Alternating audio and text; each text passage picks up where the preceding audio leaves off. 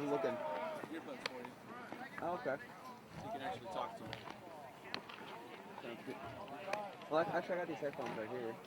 But you can't really hear. Welcome, everyone, to Southern Virginia University Baseball from Perry McClure High School. I'm Jim Bresnahan, joined by Seth Hansen, and we're ready to bring you non-conference action today on this Saturday morning as the Southern Virginia Knights take on SUNY-Canton. Canton out of New York, a team they defeated, Seth, in a thrilling comeback victory on Friday, 10-9. They were trailing that game 9-3 going into the eighth inning. In the bottom of the eighth inning, the Knights were able to score 5 runs to get to within 9-8. And then in the ninth inning, Cole Critchfield ended things with a walk-off homer as the Knights again had that thrilling come-from-behind victory on Friday. Yeah, you said it, Jim. If we see anything like we did last night, we're certainly in for a treat here today. As you mentioned, they were down 9-5 going into the bottom of the ninth, and then with 1 out, runners on second and third, Cole Critchfield went deep to give them the 10-9 victory. And you know, I'm sure they're feeling a good emotional high from that still, and it'll be interesting to see how the Kangaroos of Canton come back, if they're feeling a little a lull after last night, that disappointment. But I think we're in for a real treat. Of course, we've got Seth Burris on the mound tonight, and this morning, and should be a good one. Takes some getting used to starting a game in and around 10:30 on a Saturday morning, and spring break obviously coming into play, I would imagine, as far as the time of the game is concerned. A little cold, I guess, but considering all things, again, no wintry precipitation and no real winds to speak of, so not really bad baseball weather here. No, I think it's good. A good way to start off the spring. Probably a little colder than we'd like, but it's baseball nonetheless, and I'm ready to go. I'm excited. And Seth Burris will get the start against Canton. Again, the Knights having that big come-from-behind victory on Friday. We'll see if that gives them a bit of a spark to get things underway here on this Saturday morning of a single game today, not a doubleheader. And the first pitch is a ball. Seth Burris, the right-hander. Please just go back in the car. That one's fouled away. The Knights really trying to, before they start Capital Conference play, Seth, trying to get their starting pitcher ERA really down, especially. Overall, the team ERA is around 5.5. And the bullpen has actually pitched pretty well. It's been the starting pitchers, namely Taylor Peterson, Seth Burris, and Jonathan Soto. They're trying to really get those ERAs of the starting pitchers down. Yeah, and that was what plagued him last year. Seth Burris coming in with a 5.29 as that ball is popped up out of play. 5.29 ERA to start this season. He's got a victory on the year. But, yeah, that really hurt him last year. I know that's something Coach Mann is trying to work on this year, that they might bring that down and see their record improve. And Seth Burris looking to do that today. And Seth Burris is a 6'4", 200-pound senior. He's from Galax, Virginia. Taylor Peterson, I believe, got the start a couple of days ago. Soto pitching yesterday, although, again, the Knights have really struggled when it comes to their starting pitchers, so they have used their bullpen quite a lot, and they've actually gotten some pretty good performances with some of their relievers. A guy like Jonathan Hodges, another senior, as well as Stetson Kay, who has come in a freshman at times, and he's been able to get a few saves this season. Pitch is low. Burris trying to avoid walking the leadoff hitter for Canton, the Canton Kangaroos from New York.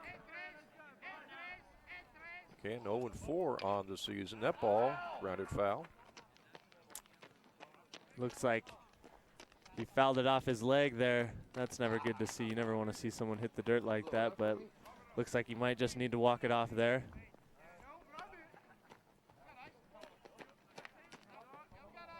That's probably another reason, I guess, it's not very easy to play in these cold temperatures for just kind of incidents like that. Oh, no. Baseball is definitely a sport that when it is cold, it is way, way harder to play between things like that. Just hitting the ball even. Your hands get stung when you're hitting the ball, playing with these metal bats. And, yeah, definitely going to be a challenge and a factor here in this game today. Burris trying to get the first out of the first inning. And that one's fouled off.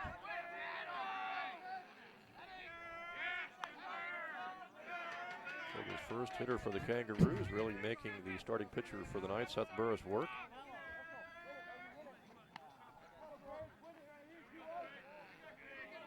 Knights are scheduled to be at home for a doubleheader coming up on Tuesday against Southern Vermont.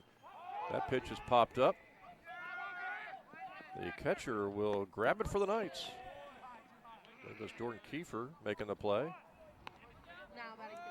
We were talking with the head coach for the Knights, Logan Mann, about Jordan Kiefer, who we said goodbye to, I think, back in April of last year, almost about 11, 12 months ago on Senior Day, but he still had some eligibility left, and so he decided to come back basically for one more season.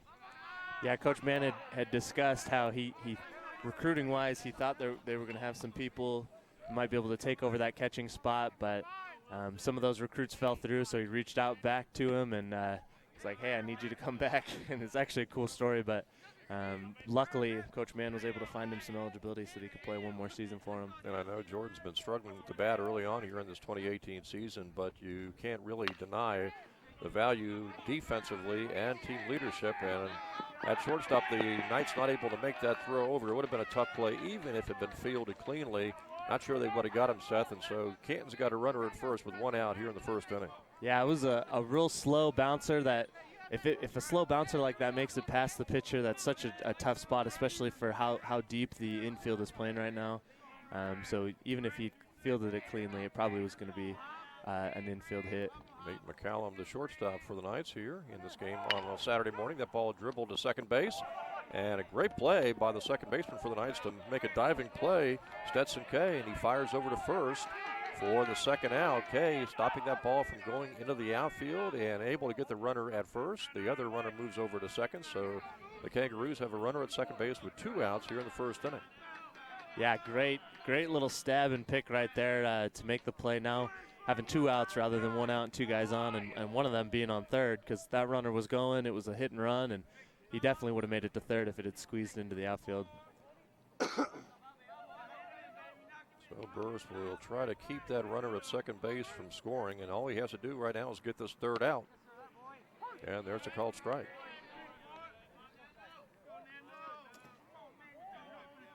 Canton had the big lead on Friday. They actually led 9-3 going into the 8th inning, but could not hold the lead as the Knights came back for 7 runs in the final 2 frames.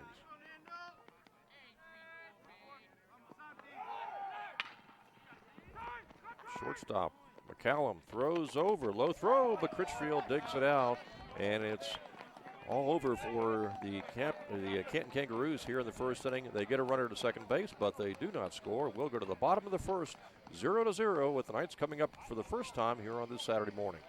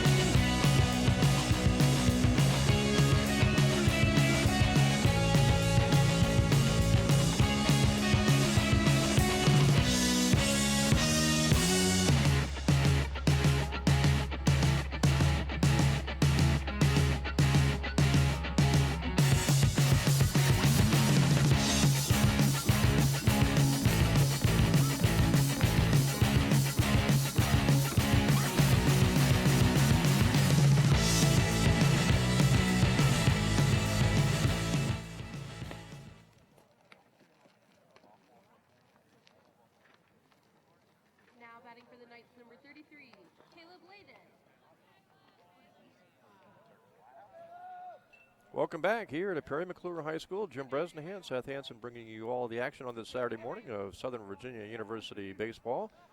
Seth Burris was able to retire the Canton Kangaroos in the top of the first without a run, so now the Knights will come to the bottom of the first, and it'll be Caleb Layton, the 5'11 freshman, leading things off. It's left-handed, facing a left-handed pitcher, starting pitcher for the Canton Kangaroos.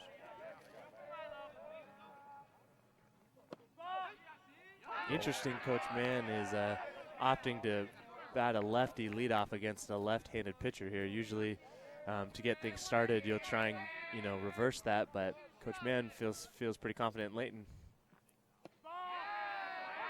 Yeah, 2 quick strikes. Knights have had a lot of good hitting early in this 2018 season. We mentioned Cole Critchfield's walk-off homer yesterday. Of course, Saunders has been another key hitter. Stetson Kay, Layton, Cannon Anderson, they've all hit well. Pitch is dribbled, and the catcher fires down, and they get the first out as Layton is out at first base, but he didn't miss by much getting in there. No, I'm glad to see he's okay. That looked like it could have been a bad collision, but 3 pitches, not what you want to see. The pitcher for Canton, he's thrown a lot of soft stuff right there, at least in those first 3 pitches. It was all soft stuff, so hopefully they can make the adjustment here. So 1 gone for the Knights here in the first inning. Cole Critchfield, by the way, hitting cleanup today. Again, he had the big walk-off homer on Friday as the Knights made that huge comeback Friday from a 9-3 deficit to win 10-9. Attempted a bunt there for the Knights, unsuccessful.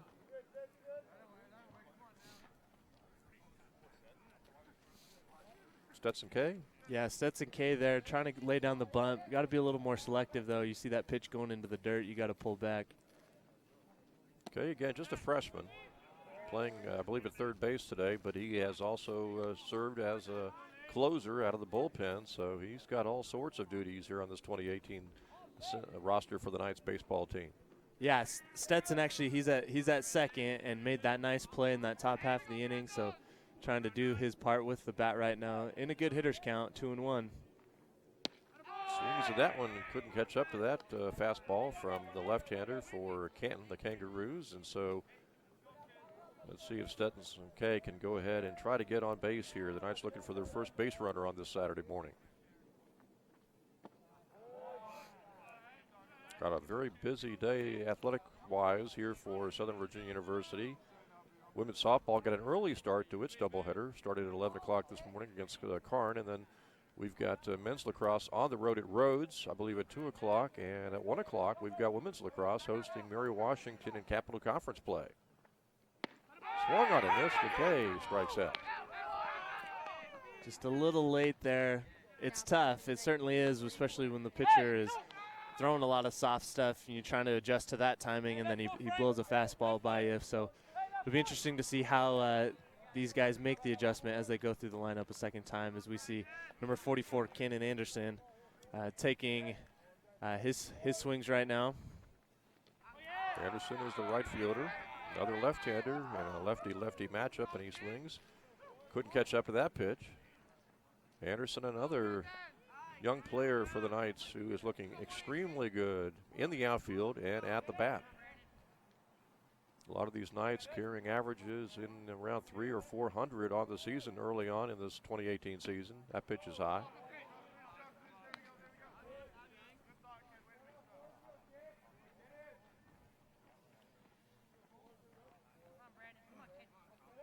Two gone for the Knights here in the first inning. And nobody on base. Anderson takes a called strike. Critchfield is on deck.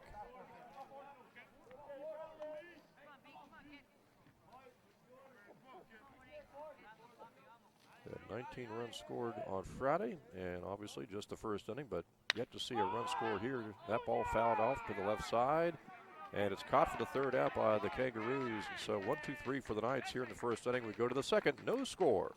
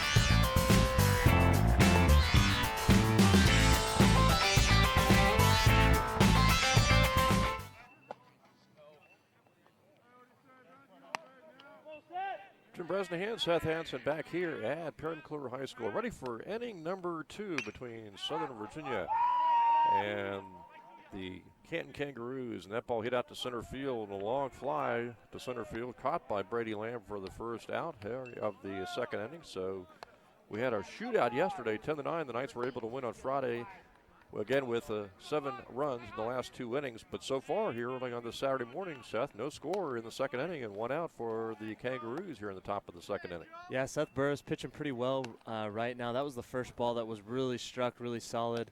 The only hit that came in the first inning was a slow dribbler in the infield. So, so far he's done well. He's kept his pitches down. That one was a little high, but was in a spot the hitter just popped it up. So let's see if he can continue. That pitch is grounded to shortstop. The throw over, and that's quickly the second out of the inning. Good play there by Nate McCollum, the freshman, at shortstop. And 2 quick outs for the Kangaroos here in the top of the second inning. Of course, last couple of years, the Knights played their home games at Rockbridge County High School, and now playing at Perry McClure High School, a little closer to home, just a few miles closer, Seth, to the university campus. As that ball is drilled into left field for a base hit.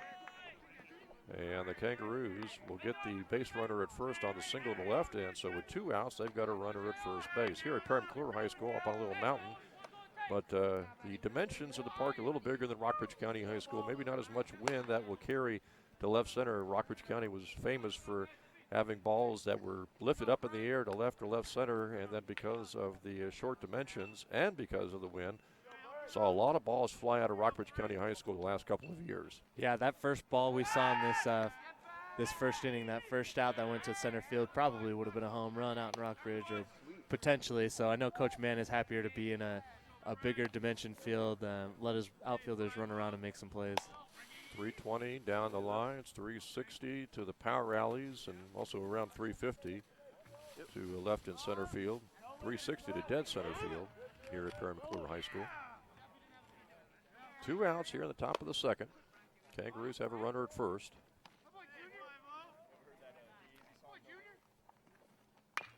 Pitch is grounded. It's a little tapper. Burris will try to throw over, and he throws over the first baseman's head. Runner from first moves over to third, and the batter moves over to second base. So it's second and third, 2 outs here for the Kangaroos in the top of the second. So Burris commits the error. He still has a chance here if he can record this third out to get out of the second inning without allowing a run. And I know that's definitely an error on Burris, but man, that's a tough play. As a right-handed pitcher to step off to the right side of the mound and then throw back to your left, that's never easy. And so a tough break for him, but as you mentioned, he still has a chance to get out of this inning with no damage done. So we'll see if Seth Burris can work out of trouble. Second and third for the Kangaroos. 2 outs here in the top of the second inning.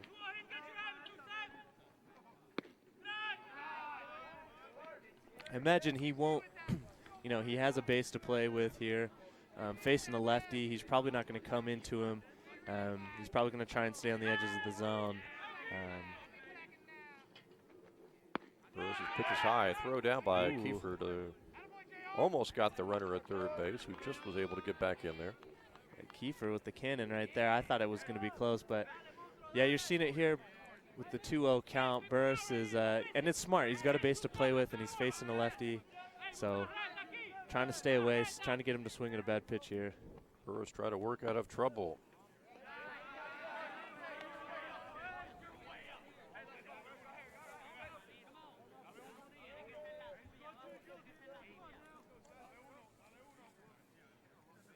Burris from the stretch. That pitch is high and outside. It's a walk, and so suddenly bases loaded. This inning started with 2 quick outs, and then the base hit, then the error by Burris, and now a walk, and it's bases loaded, 2 out. And again here, Seth, if Seth Burris can really bear down on this hitter and get this third out, the Knights can emerge from the second inning without allowing a run. And I'm sure he was probably all right with that walk with 2 outs.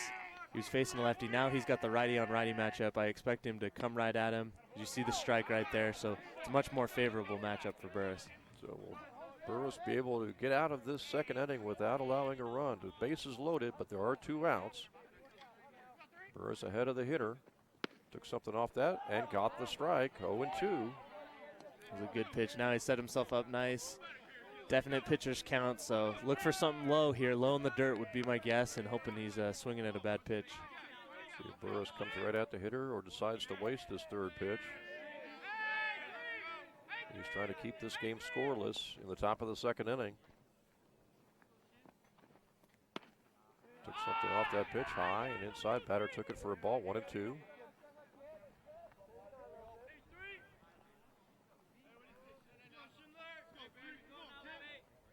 Burris ready to go again. Hit on the ground to deep short. McCallum bobbles, can't get the play at second base. It is 1-0. Canton on top.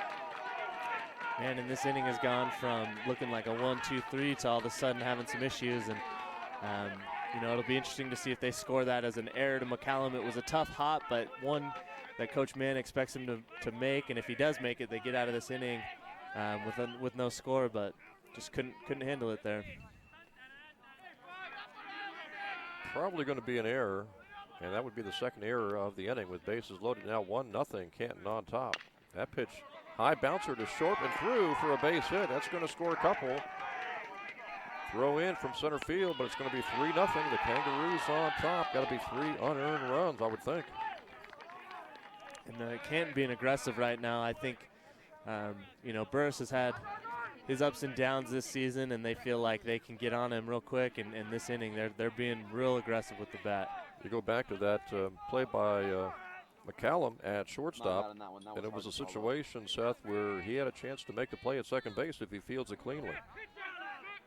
Probably would have got the runner at second base, and that would have been out of the inning, but instead it's 3-0. Here on the top of the second, I would imagine all these 3 runs have been unearned for the starting pitcher, Seth Burris, who's just trying to get out of the inning right now.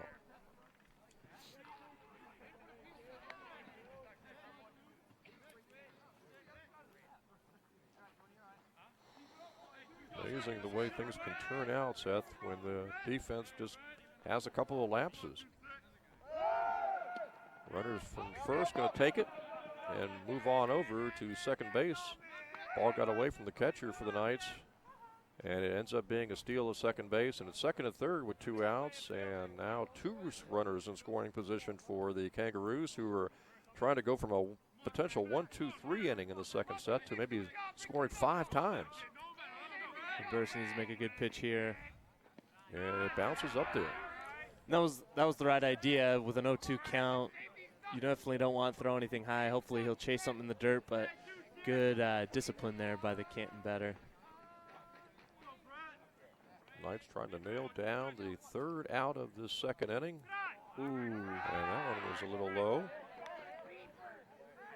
Tough call, didn't go his way. Looked like it was right at the knees, at least from where we were, but the Blue thought it was below the knees there. See if Burris can bounce back from that pitch. Got the called strike for the 3rd out. So a couple of errors for the Knights, leading to 3 runs for the Kangaroos. We'll go to the bottom of the second. Canton on top here, 3-0.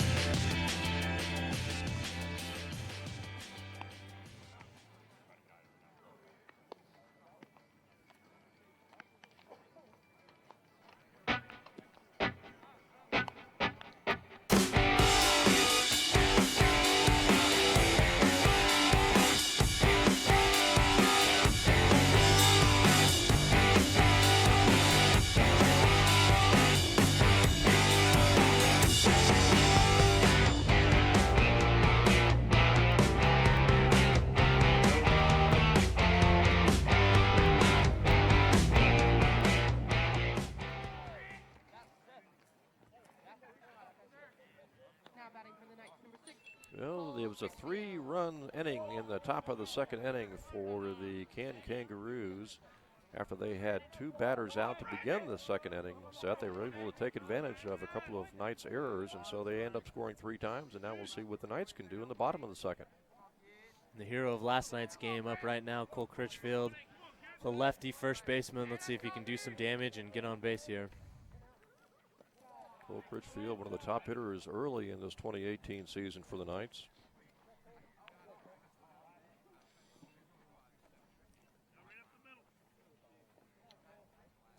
Critchfield, the left-hander.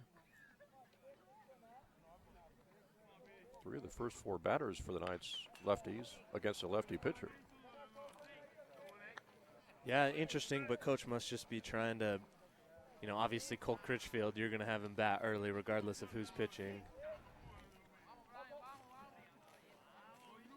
Critchfield hitting a .333 early in the season, and he rips that ball off the first baseman's glove, and nobody covering first, so Critchfield has a single. Pitcher never got over. Not sure that would have made a difference. Now, good contact there by Critchfield. Almost a heck of a play by the first baseman for SUNY-Canton, but good to see Critchfield get on base and hopefully get this rally going.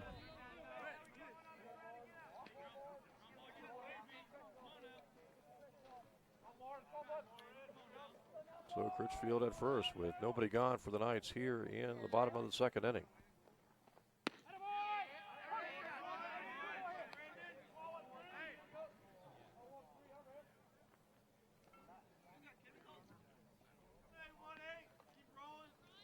Critchfield not taking much of a lead at first base. Knights again down by 3 here in the second inning.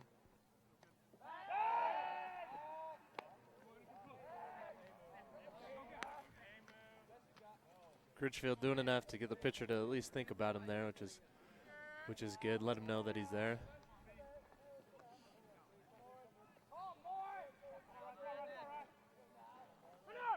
Critchfield actually going to run, taking off from second base, dives in head first and has the steal. Looked like a hit and run there as the batter just kind of threw his bat at the ball, missed it, but Cole Critchfield too fast anyway, in with the stolen base. So Critchfield in scoring position at second base. Nobody gone for the Knights here in the bottom of the second. Trying to get on the scoreboard for the first time on this Saturday morning. Critchfield takes a good lead. That ball bounces up there.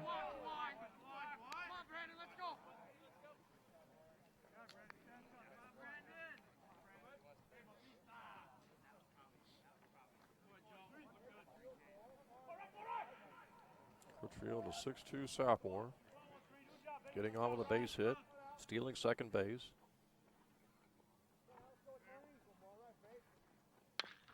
Pitch is grounded past the third baseman, diving attempt. Critchfield will turn, he will score, and it's going to be the other runner over to second base.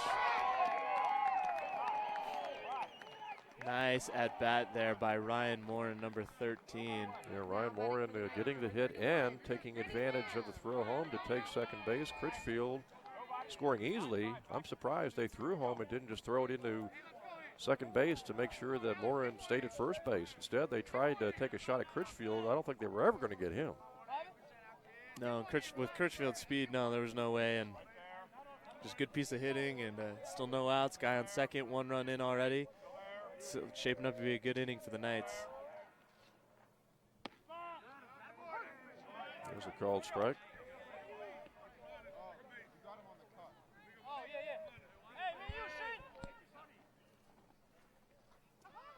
Three to 1 now. The Knights have scored, and they are within 2 with Morin at second base, and still nobody gone here for the Knights in the bottom of the second inning.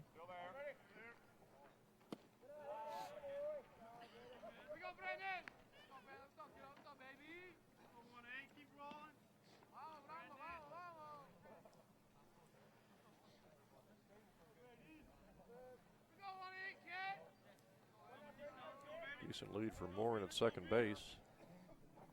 Knights hoping for another base hit. And that one misses. Nice hitters count here for number 31, Brady Lamb, taking his cuts. Again, a lefty on lefty matchup. Lamb hitting 6th in the rotation today for the batting order, and he fouls that one back.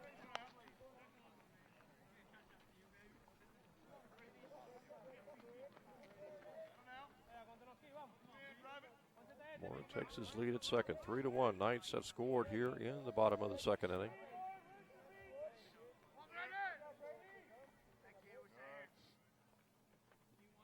And swings and misses, and he strikes out. That's the first out for the Knights here in the bottom of the second.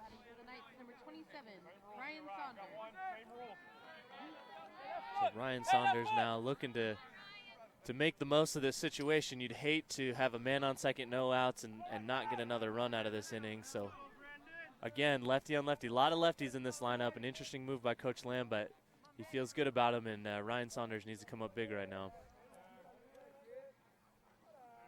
Moore takes his lead. Saunders DHing today. Takes that ball away. And it may just be a big non-conference matchup that this is a good opportunity to see how the lefty hitters for the Knights do against left-handed pitching. Yeah, certainly. I mean, you want to win every game, but as you mentioned, Jim, it's good to experiment and figure out what's best for your club going into conference play. Saunders hits it off and foul to the left side, and that'll go out of play. So Morin is at second base. There's one out here for the Knights in the bottom of the second inning. They trail 3-1. And it really is more about just getting the team ready for Capital Conference play than racking up non-conference wins that really aren't going to help you by Capital Conference time.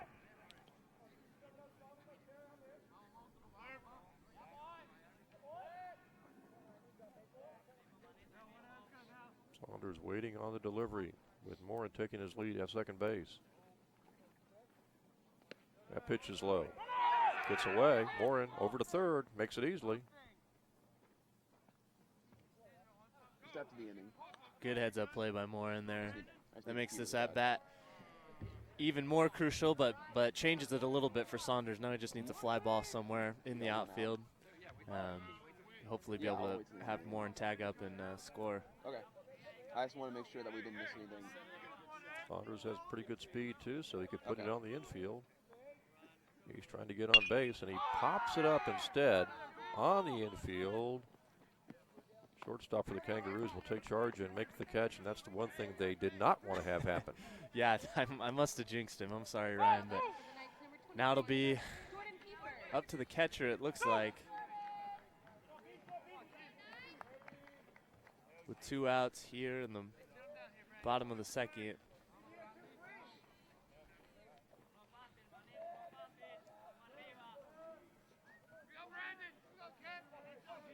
Knights hoping for a hit here at the bottom of the order. And it's a called strike. 3-1. Kangaroos on top. They scored 3 in the top of the second. Thanks largely to 2 errors by the Knights. One by the pitcher Burris, the other by the shortstop McCallum. Took something off that pitch. Gets the call. Strike 2.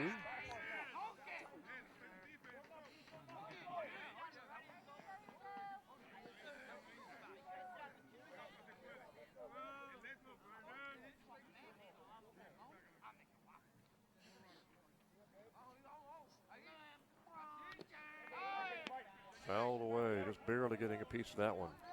That was a pretty big swing for being down 0-2, but he must have thought it was something else. He was going to rip it, but thankfully stays alive here. 0-2 and 2 outs with a man on third. Needing something clutch right now. Knights hoping for a big 2-out hit, and that pitch is high. 2 gone. Morin's at third base. 1 and 2 on the batter. Knights trailing here 3-1 in the second inning.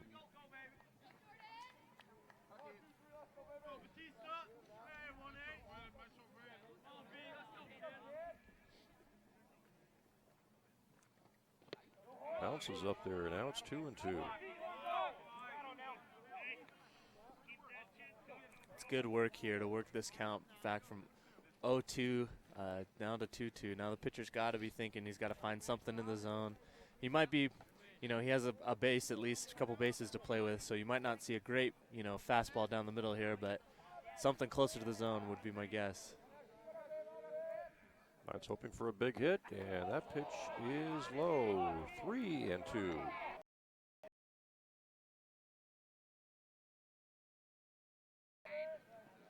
3-2 count, 2 gone in the inning. And that one bounced foul down the left side.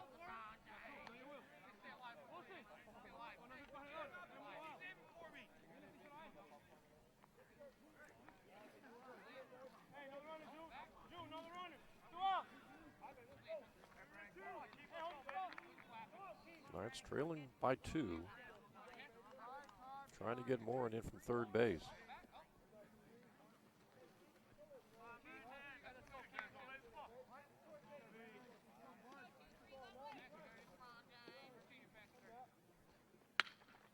Punched towards the outfield and in for a base hit to right field. 3-2. The Knights get that big run. Wow.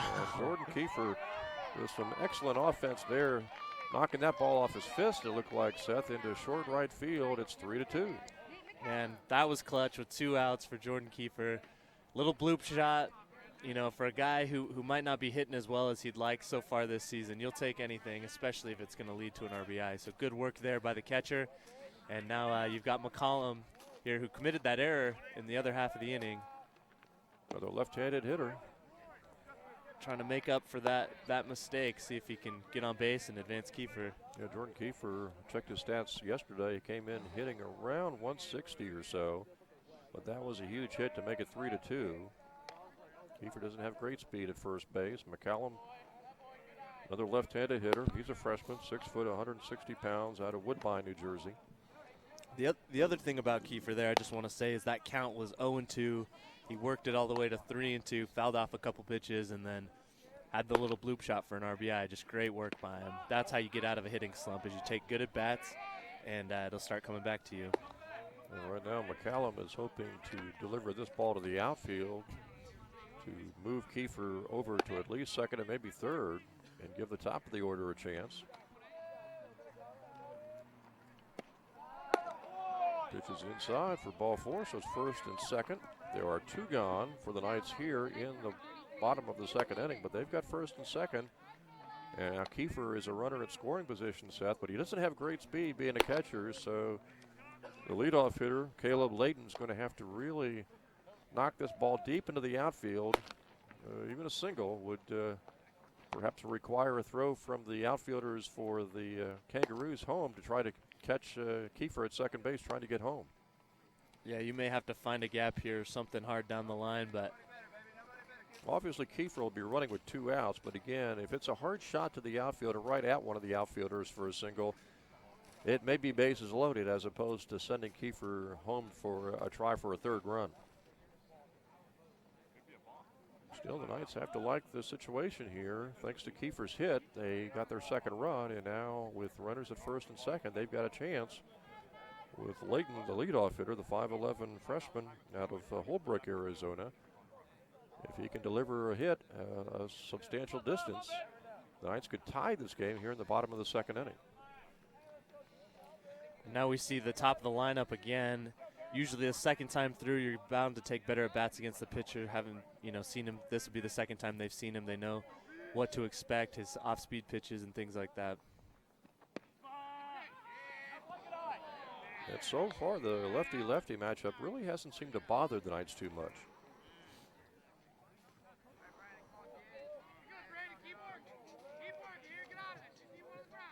Layton trying to deliver the hit. Kiefer getting a pretty decent lead off of second base. Pitch is grounded to the first baseman, and right by him took a weird hop. Kiefer not going to try it, as we mentioned. Really needed some distance into the outfield on a single for Kiefer to try from second base. He decides to stick at third as bases loaded, and that one kind of really took the first baseman for the Canton Kangaroos totally off guard. Yeah, I mean, it was hit right at him, but it was a little bit of an in-between hop there. Wasn't sure exactly what to do with it, and good break for the Knights. Now we got bases loaded. And Stetson Kay, the hitter. Bases loaded, 2 outs. Kay, a right-handed hitter, hoping for a big hit that maybe could put the Knights into the lead for the first time on this Saturday morning. Okay, nice holding up there. It looked like he was about to swing, but got to lay off that stuff in the dirt. Knights will take their lead. That pitch is outside. Knights will take a walk here. Yeah, certainly working himself. Now he's in a hitter's count, so he should be seeing something, a little fastball somewhere that he might be able to drive. Cannon Anderson is the on-deck hitter for the Knights. See if he swings on a 2-0 pitch. Called strike right over. He was taking.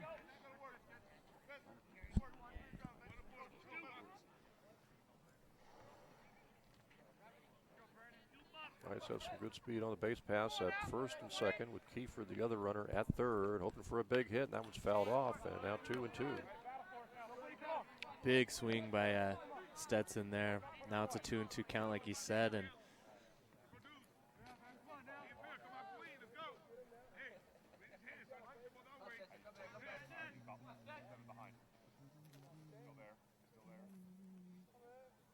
2-2 delivery, and that one is low. Throw down to first. They just get back. It's 3-2 now. This might be the biggest pitch early in this game on a Saturday morning, with 3-2 and bases loaded and 2 outs. Knights would love to get a walk and maybe even an extra base hit to surge to the lead in the bottom of the second inning. And it's low. Ball 4. 3-3 is your score. good at bat there. That wasn't even a really hard pitch to lay off. It was pretty obvious coming out of the pitcher's hand that was going to be in the dirt. So good work by Stetson K there. Give his team the tie, work that walk, and now they're trying to take the lead. And now Cannon Anderson will be the hitter. Another left-hander for the Knights. Anderson's got a couple of homers this year. Takes a floater for a strike. So the Knights have tied this game with 3 runs in the bottom of the second. No runs at all in the first inning, but 6 total runs so far here in the second inning. That pitch hits Anderson, and it's now 4-3. Southern Virginia with the lead for the first time here on this Saturday morning. Oh boy, and that, I think Cannon Anderson, he'll take that one. That wasn't a fastballer by any means. That was a little soft curveball or something that got away from the pitcher there. And the Knights have hit a round now because Cole Critchfield is the hitter, and he led off this inning, which seems like a half hour ago. Yeah, it does. Hey, this is what Coach Mann wants. He wants Cole Critchfield up with the bases juiced. This is exactly what he hoped for. Critchfield hoping for a big blast here. Call strike, bases loaded, 2 outs, and the Knights have scored 4 runs to take a 4-3 lead.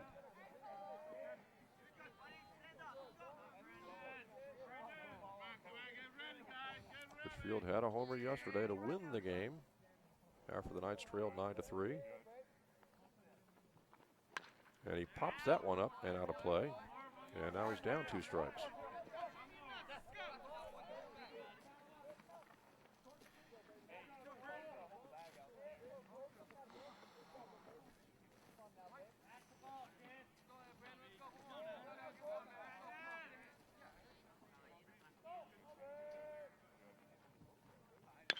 Critchfield hits it down to first base, and they get the out at first base. But the Knights were able to score 4 times and take the lead 4-3. We go to the top of the third. It's Southern Virginia 4 and Canton 3.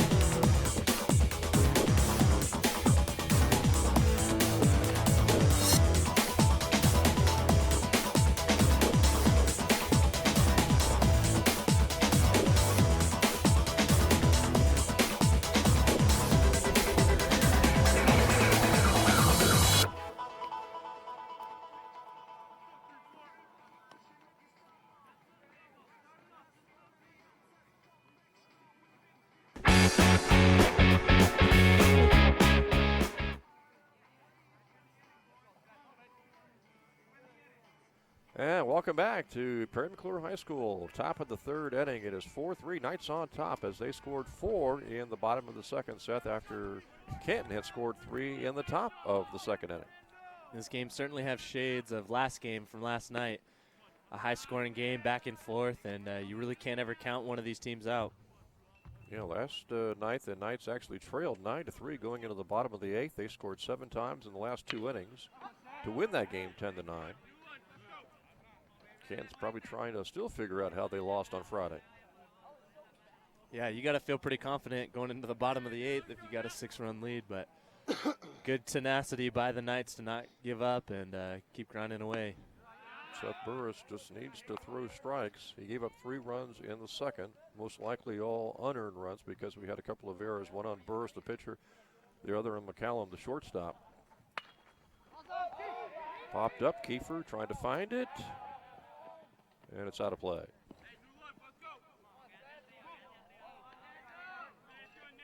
Burris was sitting a long time. Of course, that last half of the inning took a while, as you mentioned, Jim, and it was interesting to see how Burris does, trying to stay warm and trying to get back into his groove, though. And last inning, he even was kind of in a groove. It just those couple errors really got to him. So see if he can pick up where he left off, at least in that top half of the first. He almost had a 1-2-3 inning, of course, in the second inning, but the Knights, after getting the first 2 outs, not able to get that third out until Canton had already scored 3 times. Burris gets the called strike. Nice pitch there, right on the knees.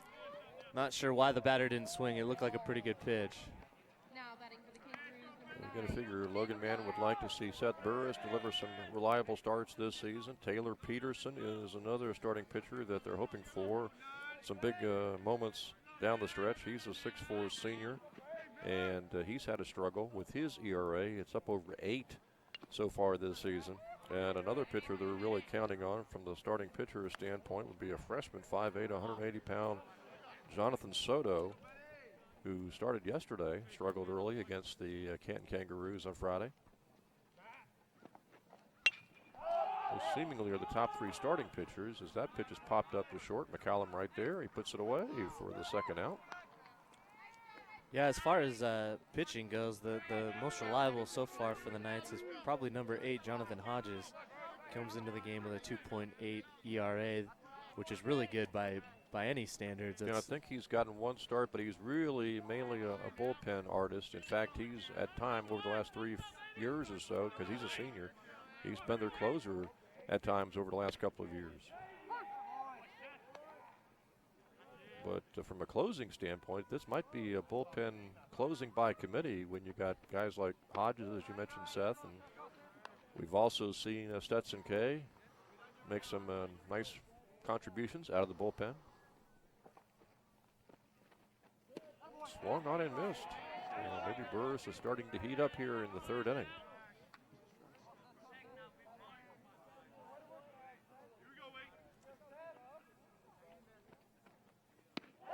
Burris gets another strikeout, and so it's up and down for Canton in the third inning. We go to the bottom of the third with the Knights on top, 4-3.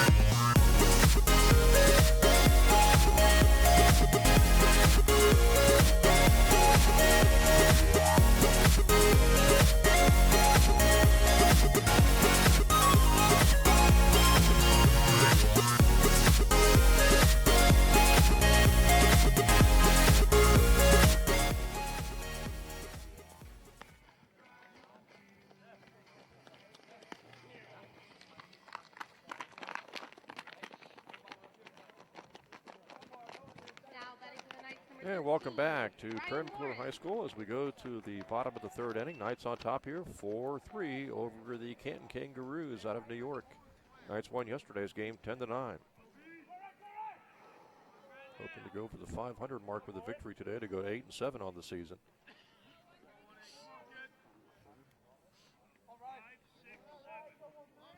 Ryan Morin up to bat. Had that nice base hit to knock in Critchfield in the last inning. Who tries to bunt. Fielded by the third baseman, but no throw. Morin sticks at first base. And Ryan Morin taking the Kangaroos defensively totally off guard with that bunt. Yeah, certainly. The third baseman playing really far back and had no chance to barehand it there. So good crafty play by Morin. Get on base and see if they can pick up where they left off last inning. And Brady Lamb is now the hitter with Morin taking his lead at first base. He's got some good speed. Knights hoping for another big inning after they scored 4 in the bottom of the second to take a 1-run lead.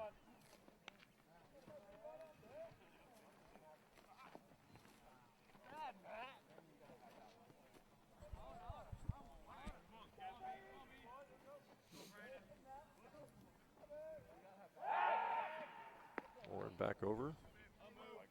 Not a serious pickoff move there. Just more a move, I guess, to make sure that Morin sticks close to first base.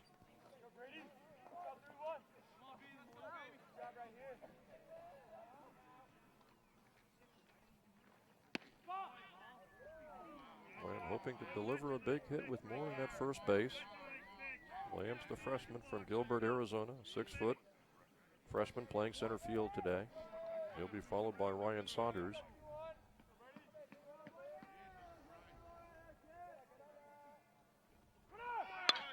Nice. Ball is hit into right field with Morin on the move. Morin easily over to third base. Good hit and run effort by the Knights to go first and third. Nobody out. Yeah, perfect time for that hit and run. The pitch was good, right in his wheelhouse, and just laced it into right field. Good work there by the Knights. In good position for another good inning. Possibly a big inning. They scored 4 in the second. They've got first and third. Nobody out. And Saunders, the hitter. Don't see anybody up throwing for the Canton Kangaroos just in case the starting pitcher were to run into major problems here in the third inning.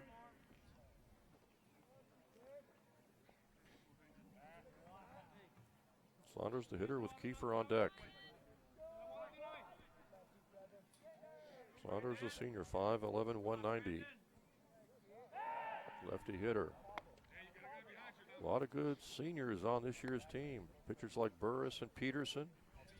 Saunders, Kiefer the catcher, who's having his last year of eligibility.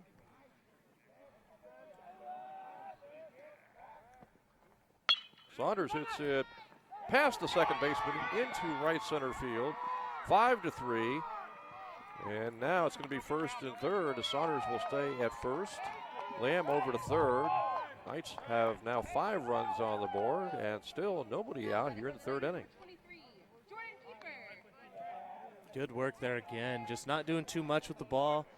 Not trying to send it, over the fence, but just getting it in play. And, if you can put the ball in play, good things will happen, just like you saw there. Now a 5-3 lead, sitting pretty with no outs. And Kiefer, the right-handed hitter, who got a big hit last time up, comes to the plate. And he'd love to deliver another single here. Takes time out before the pitch is thrown. Yeah, big RBI for Kiefer last time out. Another opportunity here if he can just get the ball on the ground or deep fly ball. As long as it's not an infield fly like we saw earlier in the game, he should be able to pick up an RBI here. Runners at the corners, still nobody out.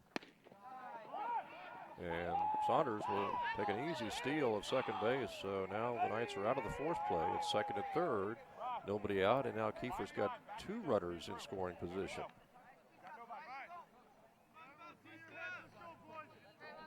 On deck hitter is Nate McCallum, the shortstop. Kiefer trying to get another single that would bring 2 runners home. And that pitch is low. 2-0 count, and Kiefer might be thinking walk, too. Good pause by catch in center field. And so suddenly it is a runner at third and now 2 outs for the Knights, and the score stays 11-6.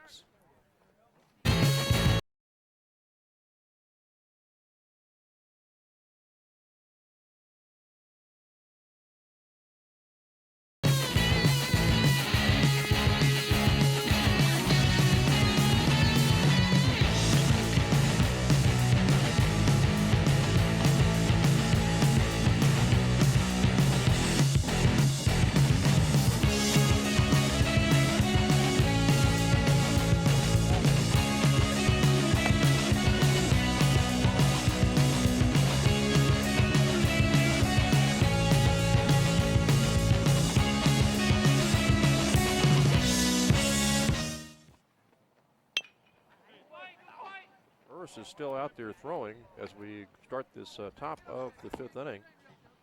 And Burris is 0-2 now on this first hitter of the 5th inning of the Knights on top here, 12-6. Burris, Seth, trying to pick up a couple outs here, 3 outs to be exact here in the 5th inning, so he could qualify for the victory today. It's not streaming. It's not streaming? Yep, and just got a call from a parent. He looks good so far in this first at bat, getting him to swing. Had a couple foul tips, but far so good as that ball bounces. Shortstop McCallum throws over, got the first out of the 5th inning. Seth will take things over from here on out in the bottom of the 5th. I'll be headed over to women's lacrosse, which will start at 1 o'clock. It'll be a Capital Conference game for the women's lacrosse team as they take on always a rough customer, Seth and Mary Washington. Certainly a tough matchup. All the matchups, of course, in the Capital Athletic Conference are tough, but they're looking to get on track and get a conference win today. That'll be a 1 o'clock start. Sir, it should be back Softball on now. has got a doubleheader going on today against Karn. That started at noon, and men's lacrosse is on the road at Rhodes today. There's a called strike. I know the entire university was also wishing the heavyweight wrestler Nico Ramirez all the best in the Nationals. I think they went to Cleveland for that as that ball is lifted to center field and going to be the second out of the inning, put away by Brady Lamb. So 2 quick outs to start the 5th for Seth Burris. As you mentioned, Nico Ramirez last night won his opening match to move on to the quarterfinals, but then dropped that second one. But really historic for Southern Virginia University, have someone qualify for the NCAA National Championships, and couldn't be more proud of Nico. Good work, bud. Hopefully the first of many to come for the university. Certainly. That's a called strike. Certainly, and we saw the first time we've had a team ranked in the NCAA with the men's volleyball, so a lot of good things happening this year for Southern Virginia athletics. Punch to third base, throw over, and it's a 1-2-3 inning for the Knights defensively. We go to the bottom of the 5th. It is 12-6 Southern Virginia.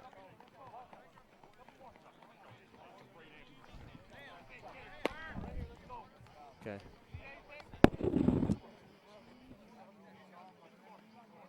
Oh, I get you.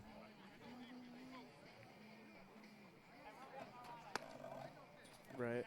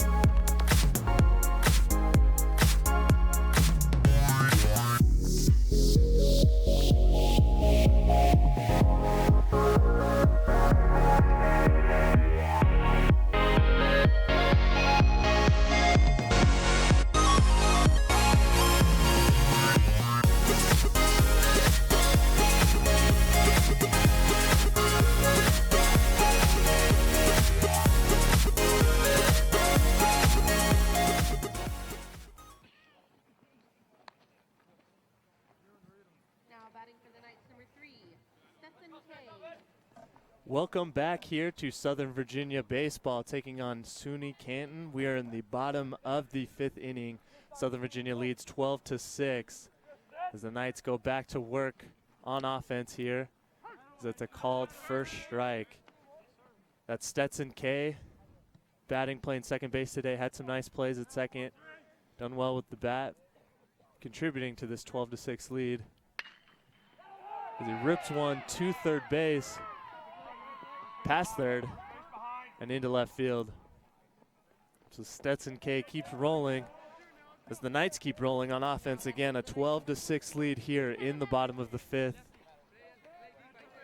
I believe the only scoreless inning they've had was in that first inning, and since then it's been a lot of runs, including a seven-run inning. Again, the Knights are just rolling as we see Cannon Anderson, number 44, taking his swings right now.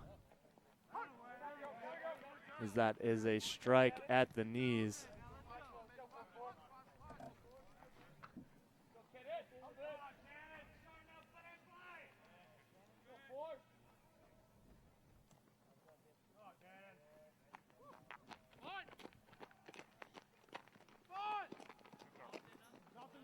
Cannon bluffs with the bunt, ball in the dirt, but nice stop by the Canton catcher there, holding Stetson K at first base.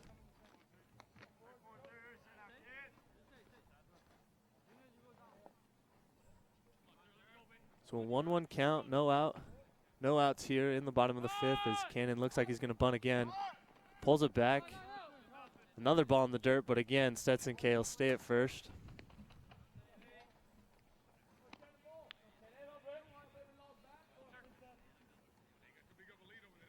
Cole Critchfield is on deck, of course. Was the hero of last night's game, hitting a walk-off home run, 3-run home run to give them the 10-9 victory. It's the 2-1 pitch, ball over to first. Ooh, and a very close play there. Nice pickoff play by the pitcher, but Stetson K just in under the tag. So he'll take his lead here again.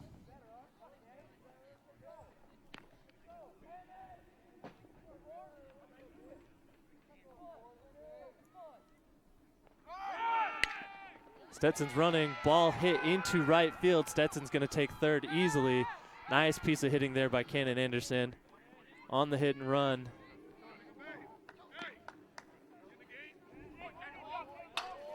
So nobody out here in the bottom of the 5th. We've got man on third, man on first. 2 singles to start the inning, and that hit and run advanced Stetson K over to third. As we've got first baseman Cole Critchfield, number 6, stepping into the batter's box now.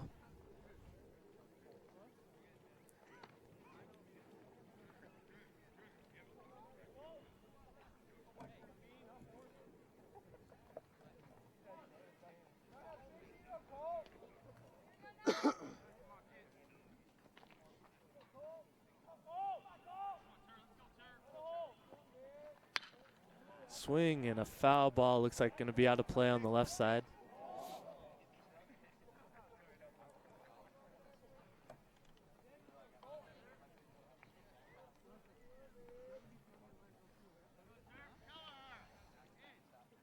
A chilly afternoon out here in Buena Vista, Virginia, playing at Perry McClure High School.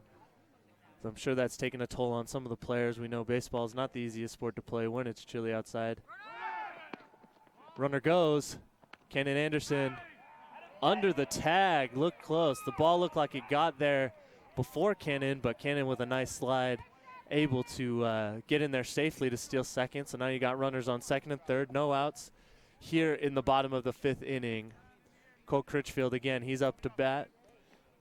Count is 1-1. Looking to drive something to the outfield, possibly pick up a couple other RBIs. We know those baseball guys are all about the stats. The ball ripped to first, but nice play there by the Canton first baseman to record the out. So now we've got 1 out in the bottom of the 5th. Still man on second and third.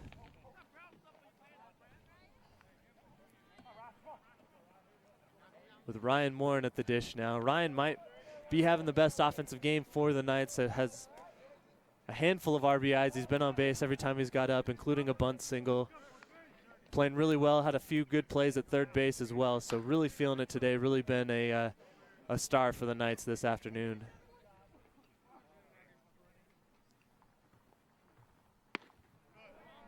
Another good take by Morin. So the count will be 2-0. Good hitter's count. Good opportunity for him to look for a fastball that he might drive into the gap.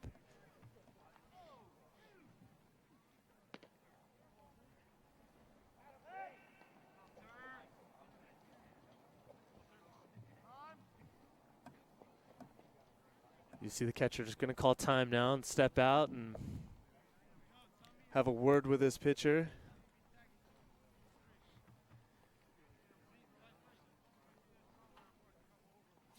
Looking forward to some of the night's schedule, some of the games they have coming up. They won't take on any conference play until Wednesday the 21st of March, where they'll be taking on Mary Washington at home. And then later that week on the 24th, they'll have a doubleheader with Salisbury, both in conference games. So some good games coming up for you. As Morin lays off the curveball that's in the dirt. So 3-0 count here with 1 out in the bottom of the 5th.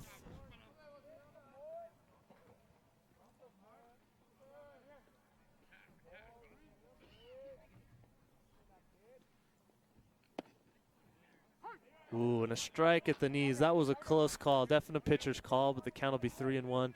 Still a good hitter's count. Good opportunity for Ryan here.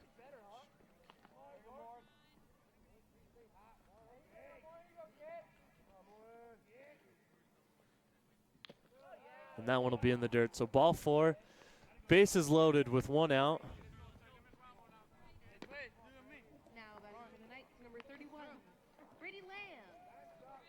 With number 31, Brady Lamb, playing center field today. Going to step into the dish. Good opportunity for him to widen this lead. This has been it's a 12-6 lead now. At one point, the Knights were up 11-3. It was their widest lead. That's a called first strike. Knights would love to add a little bit to their lead here. As we saw last night, going into the bottom of the 8th, they were down 9-3, but came back to win. So they certainly understand that anything is possible. No lead really is big enough, and you've got to stay on the attack. So we see the 0-1 pitch here. Hit up the middle is going to squeeze through the infield. So that's going to score at least 2, it looks like. Now you're going to have runners on first and third. Good piece of hitting there by Brady Lamb. Exactly what Coach Lamb was hoping for as the Knights continue their run right now. Push it back to 8 runs, tied to the largest lead they had earlier. So 14-6, bottom of the 5th with 1 out. Men on first and third base.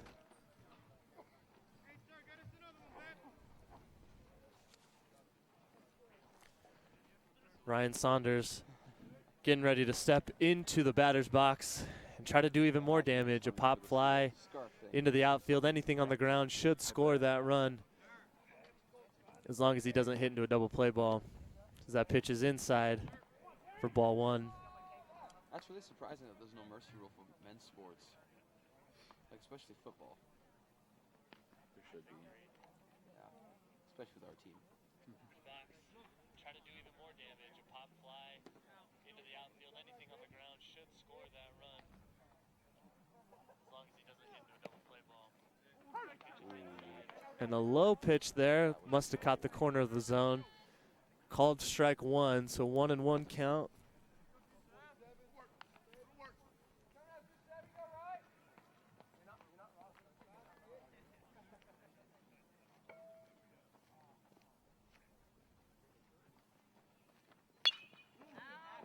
Ball's fouled back out of play. Good hack there, it looked like, by excuse me, Ryan Saunders. Good level swing. Just missed it. Was trying to drive that ball. Kept his weight back. Just missed it. And now he's in a pitcher's count. He's going to have to fight anything off that's close.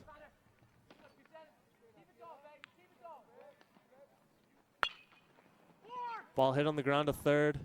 Looking to turn 2, as they won't complete the second part of that double play.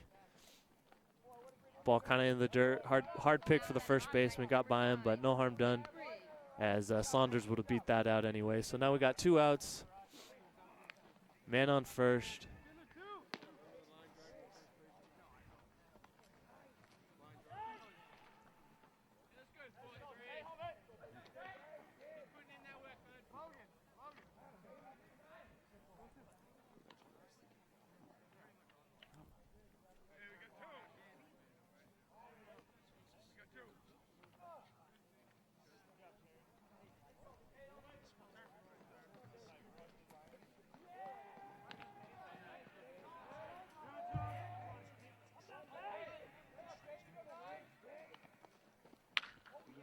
Ball's ripped to shortstop and an easy play at second base.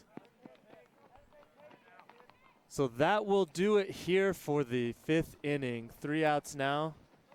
Your score is 15 for Southern Virginia and 6 to SUNY-Canton. We'll catch you next time, or excuse me, we'll catch you after the break at the top of the 6th.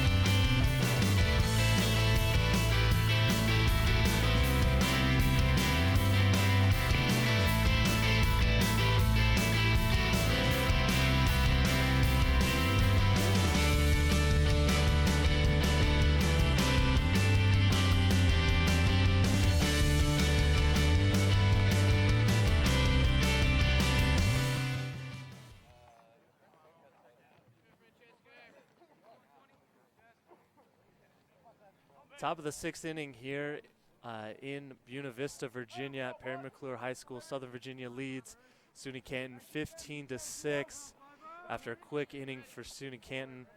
The Knights did score as they extended their lead now to their biggest lead to 9, which was 8 earlier in the game. It was 11-3.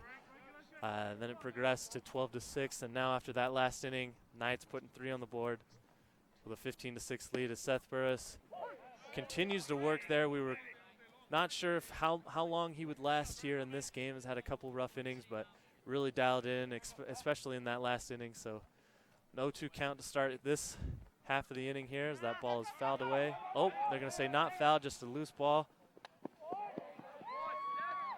I'm going to get the first out there. Nice play by the Knights. So 1 out here, quick first out here in the top of the 6th. Seth Burris looking to earn this win here today, his 2nd win of the season. Already gone 5, so he should qualify for it, but Coach Mann, of course, thinking he's pitching well enough, he wants to see him go further, which he certainly has earned here today in today's game.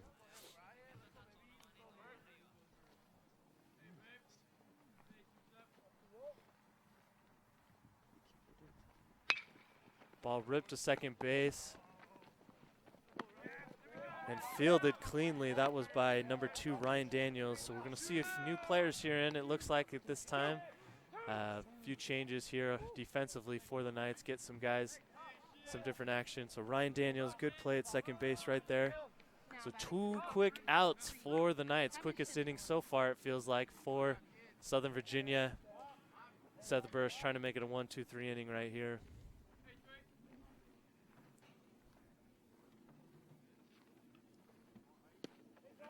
A nice pitch right in the zone. The SUNY-Canton batter just couldn't pull the trigger.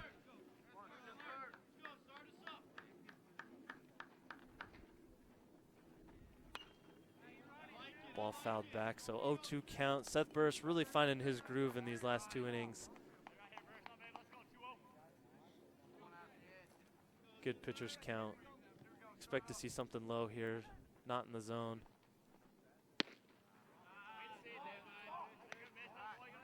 Pitch was a bit high.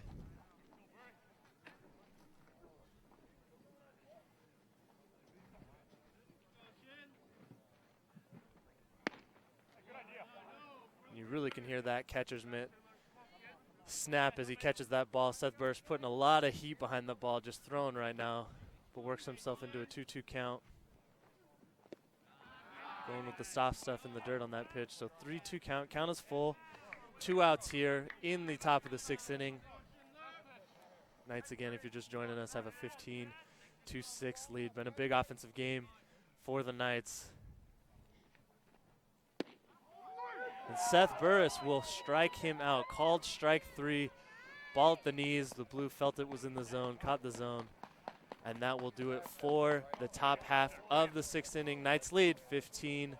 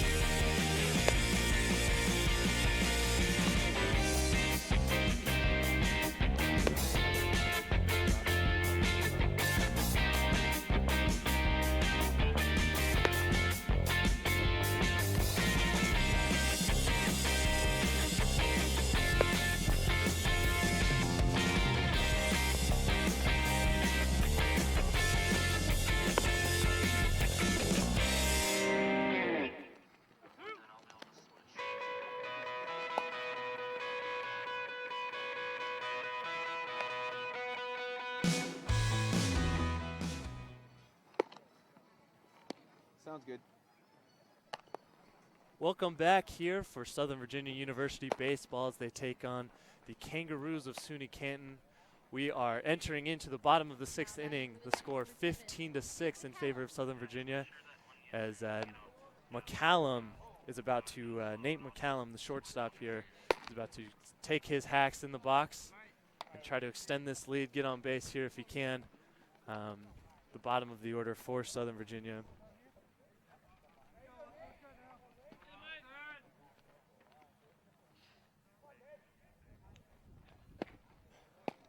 Nate will look at a first called strike here.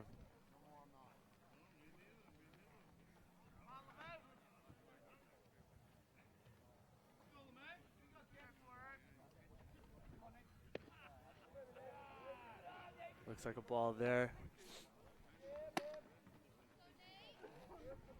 So 1-1 count, nobody out here in the bottom of the 6th inning. As Nate gives it a ride here. But looks like it is going to be caught right at the center fielder. Didn't even have to move. Ball struck well, good contact, but right to the center fielder for the first out here in the bottom of the 6th.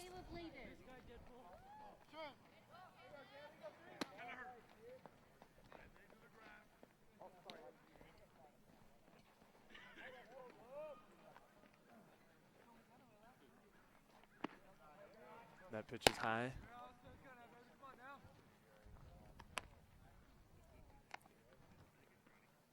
You see Caleb Layton taking his hacks. Had a good game so far. Looking at the 1-0 pitch right here. Ball fouled back out of play.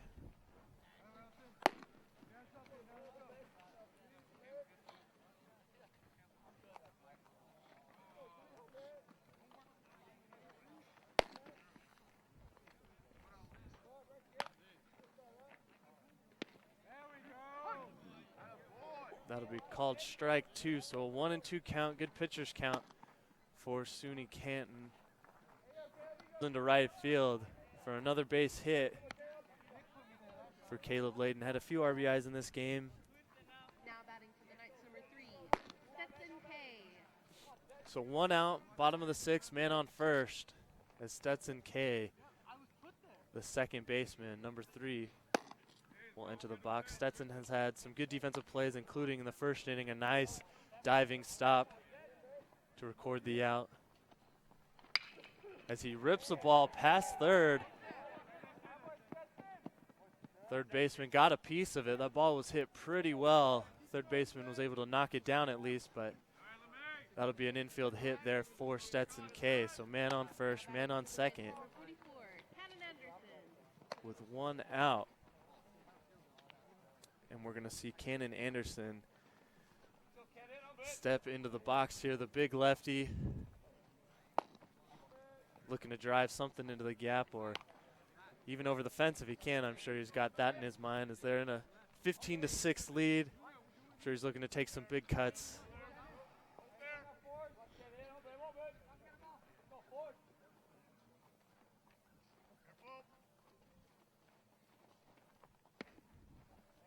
They called first strike there. Looks like he's really working that off-speed pitch right now. Not wanting to give him any fastballs to drive, and that one caught the zone.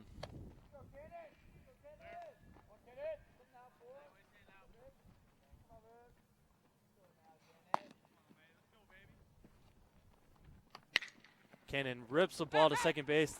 Nice stop there as they look to turn 2. They'll get the out at second, but not able to convert anywhere else. Nice diving play there by the second baseman for SUNY-Canton. So 2 outs here, bottom of the 6th. Man on first and third. As the hero from last night's game, Cole Critchfield, first baseman, will step into the box. Again, if you're just joining us, if you didn't see last night, the Knights were down 9-3 as we're going to see a pinch hitter, actually. The Knights were down 9-5 going into the bottom of the 9th. We're able to score a couple runs, and then with 2 men on, Coach Critchfield ended the game with a big 3-run homer to send everybody home. So pinch hitter here for the Knights. Man on first and third. The half-hearted swing there for the first strike. Not surprising, we're going to see some subs in this game with given the score. As Coach Lamb is going to give some of his guys some different opportunities. Big swing and a miss there, so count 0-2 here with 2 outs.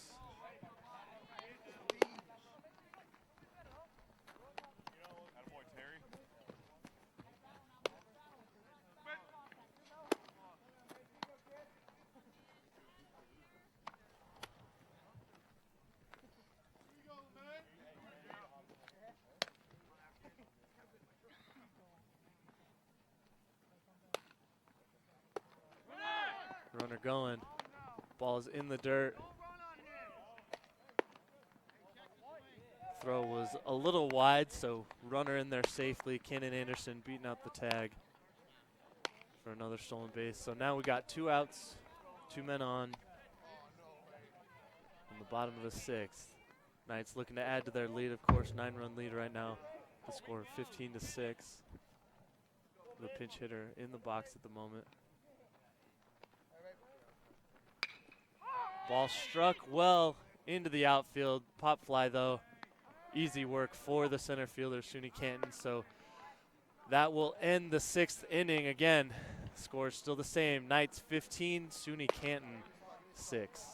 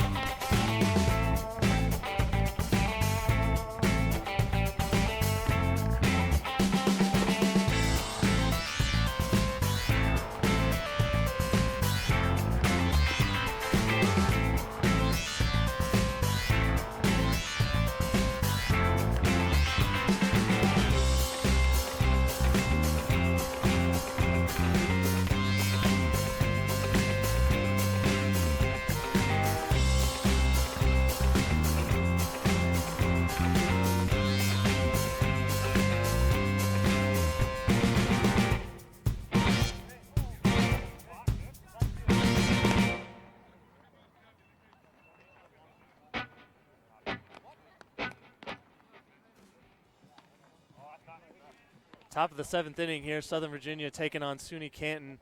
Southern Virginia with the big lead here, 15-6. We've seen some different defensive changes. We see number 2 is in the game. Riley Daniels played last inning at second base, as well as Mitch Tice taking over at first base. Ball struck well into center field on the first pitch here as he's looking to make it a double. Oh my goodness, and they're gonna call him out. That was a bang play. We saw a nice throw from the center fielder, number 31, Brady Lamb. Great play to pick it up, scoop it off the dirt by number 7, Nate McCallum. Had a little weird angle on the tag, whipped it around behind him, and got the out at second base. Great defensive play for the Knights. Looked like from here it was going to be an easy double, but good work out by the outfield, and of course Nate McCallum by scooping that ball in. We're going to see the SUNY-Canton manager come out and speak with the umpire. It certainly did look like a bang play. Certainly don't blame the coach for disputing this call.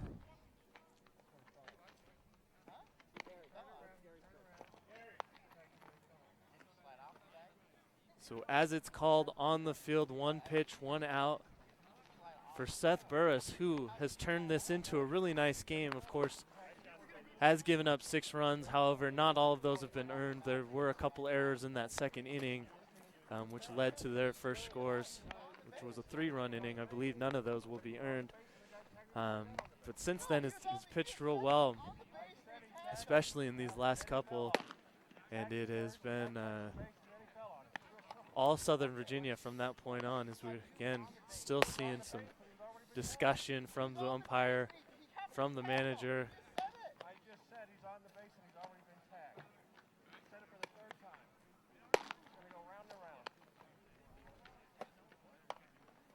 As he heads back to the dugout now. Of course, as we've talked about, without that instant replay on bang plays like that, it's really hard to overturn and change the umpire's mind. He's doing his best job trying to call him like he sees him, and I felt that the tag beat the runner there.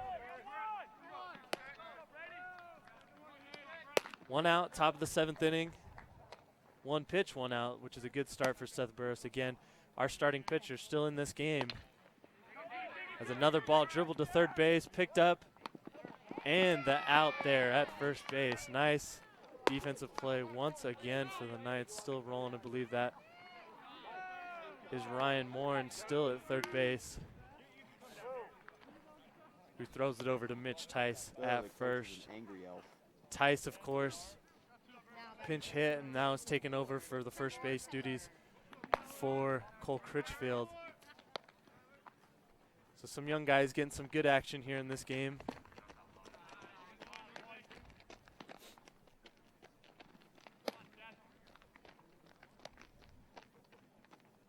The 1-0 pitch. Burris still throwing the ball strong. That's a ball outside, but you can really hear the snap in the pitcher's, or the catcher's mitt, excuse me. He's still got a lot of gas in the tank, it sounds like. Still throwing well. His arm isn't too tired as he looks to find this 3rd out in the 7th inning. That'll be a called strike. Make the count 2-1 here. You got me saying he's an angry elf live. I was scared. Another strike, paint in the corner there. Good fastball by Burris, low and outside. Not much the batter can do with that. But Burris has worked himself back to a 2-2 count. That ball will be in the dirt, an easy take for the batter. So the count is full with 2 outs, nobody on. Knights looking to get out of this 7th inning, or top half of the 7th inning, excuse me. And a nice pitch there, swing and a miss to end the 7th inning. Burris coming back strong, 1-2-3 inning. Of course, we saw the throw out at second base, the controversial out, but nice defense by the Knights, good pitching by Burris, and that will end the top half of the 7th here. Knights still lead 15-6.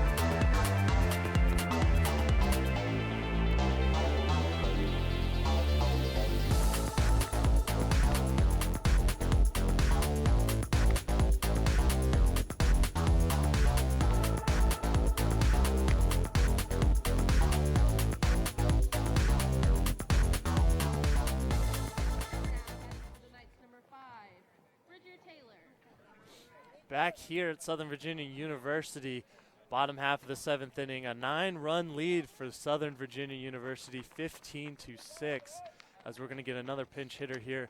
This is number 5, Bridger Taylor for the Knights, who's been a real nice addition for the team this season. Bridger, a real good kid, a two-sport athlete here at Southern Virginia. He takes that pitch for a high, called first strike. Prayers, of course, out to Bridger's family. He suffered a tragic loss in his family. His younger brother passed away, and just a great kid who hoping for the best. As another called strike there. So the first one caught the top of the zone. Second one nipped the bottom corner. So 0-2 count for Bridger. Stepping into the box, looking to make something happen here.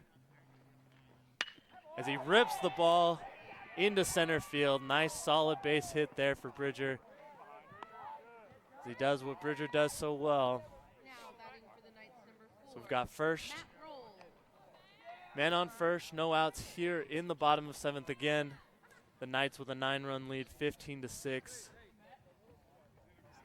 Good 2-out hitting by Bridger Taylor. Not doing too much with that ball, just a nice clean stroke through the zone.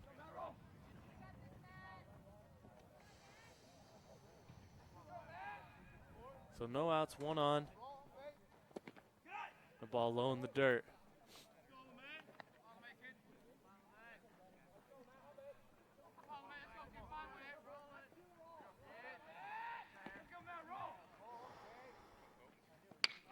Ball struck well, going back, and that is out of here. Nice piece of hitting there for the 2-run home run. That is number 4, Matt Roll, as he ran into one into left center, and it is deep out there in left center. He was in between both of those 360 marks, and that will make the lead 17-6, an 11-run lead here in the bottom of the 7th inning for Southern Virginia. Everything going Southern Virginia's way right now.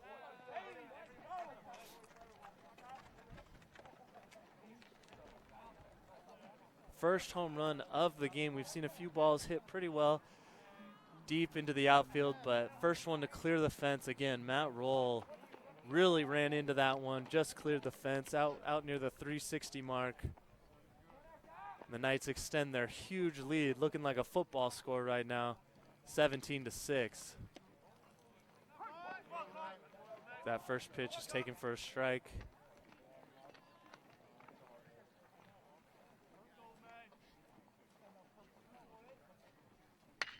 Ball ripped past the third baseman into the outfield. So nothing slowing down for the Knights here.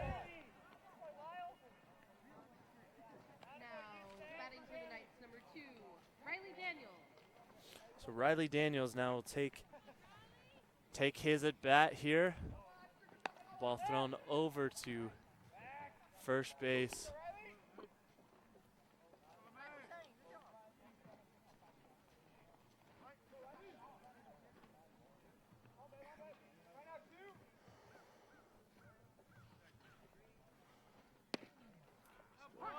Daniels takes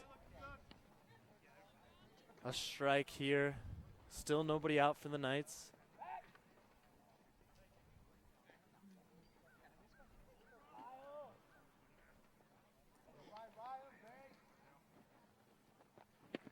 Big rip by Daniels there for the second strike. Looked like he was trying to hit a home run of his own there.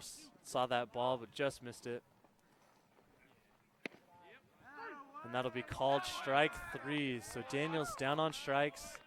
First out of the inning, as Nate McCollum's going to step into the box here. Nate McCallum.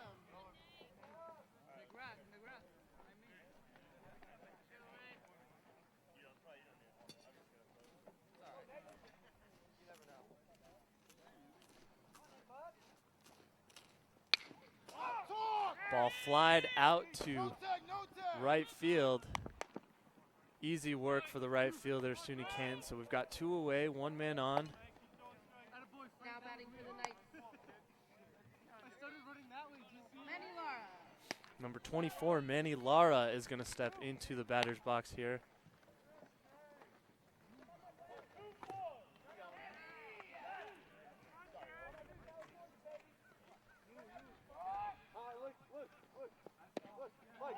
Pitch is taken outside for ball 1. So Knights have certainly done their work offensively here today. Pitch taken for strike 1. Bats in every inning basically have scored. There's been a couple where they haven't, but been exciting on the offensive end for the Knights, and certainly defensively they've done well too. They have given up 6 runs, but that was earlier in the game. The pitch is fouled off there. Earlier in the game, and since about the 3rd or 4th inning, about the 4th inning, things have really slowed down for them defensively. They've been able to, the pitching from Seth Burris, who's really settled in, found his groove, and the defense has made some good plays. We saw last inning a great play from center field, thrown in to throw the runner out at second base. It was a great tag by Nate McCallum, the second baseman, or the shortstop, excuse me. It was a good throw by Brady Lamb, the center fielder, and a controversial out, but an out nonetheless. And that's where we are now here in this game, 17-6. The ball is popped up in no man's land, but a nice sliding play by the SUNY-Canton center fielder. So this inning will finish with a big home run from number 4, Matt Roll, 2-run home run to push this lead 17-6 as we head into the 8th inning.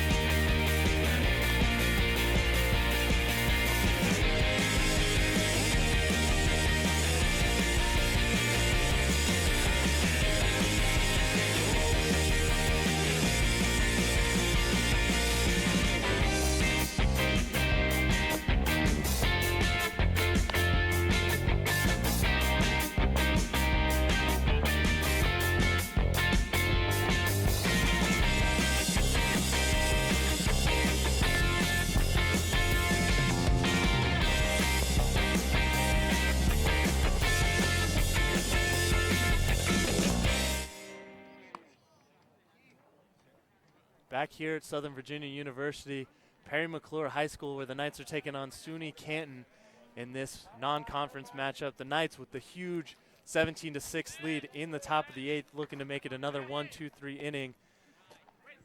As we have a new pitcher on the mound, Seth Burris had led the way up to this point, pitched really, really well as he settled down in the 4th inning. This will be number 2, Michael Sterling, 22, excuse me, Michael Sterling on the mound now as that ball is hit to first base. Sterling over to cover first as they got the out. Nice athletic play by Sterling, recognizing he needed to step off the mound to get to the bag. First baseman Mitch Tice fielded the ball well, made a nice throw. First out for the Knights here in the 8th inning. So the Knights continue with their strong defensive play here as this game is moving right along, as they've settled down their pitching. Defense is really zeroed in, and we're seeing guys get involved, have some nice games here as we see. Been some defensive subs out here.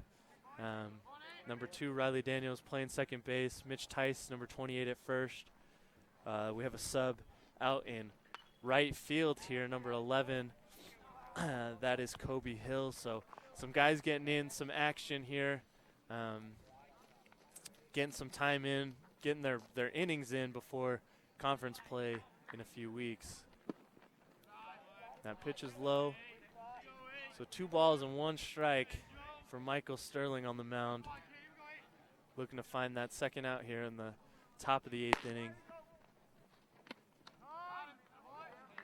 And they're going to say it caught the shoulder of the SUNY-Canton batter. So 1 man on, 1 man out.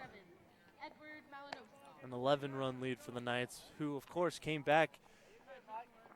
We're down 4 runs, in the bottom of the 9th last night when Cole Critchfield hit a 3-run homer to win the game. So they certainly understand that comebacks are possible. They don't want to give anything up. They've got to finish what they started here. That pitch is low and outside for ball 1.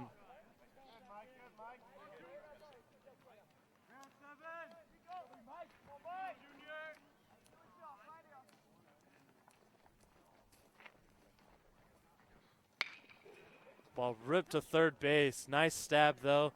They're going to get 1. They won't get the second as that ball bounced over the fence.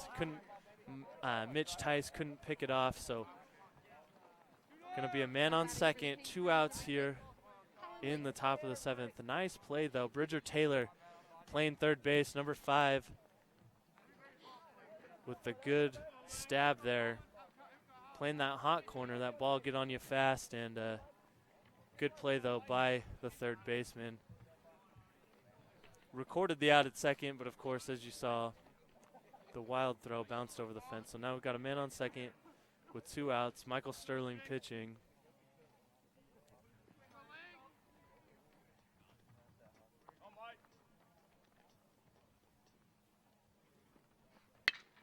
Ball hit, driven well out into right field. Kobe Hill looking to track it and makes the routine play. Good work there by Kobe Hill, number 11, the man who subbed in late here. So that'll end the top of the 8th inning. The score still Southern Virginia 17, SUNY-Canton 6.